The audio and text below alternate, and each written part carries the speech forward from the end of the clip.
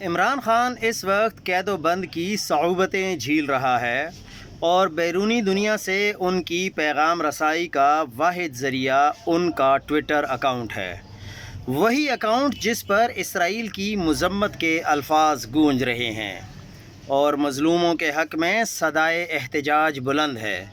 ایسے میں جب جماعت اسلامی کے امیر حافظ نعیم الرحمن صاحب قیدی نمبر 804 کے خلاف جلسہ گاہ میں لب کشائی فرما چکے ہیں تو اب ان پر لازم ہے کہ ضابطے کے مطابق منگل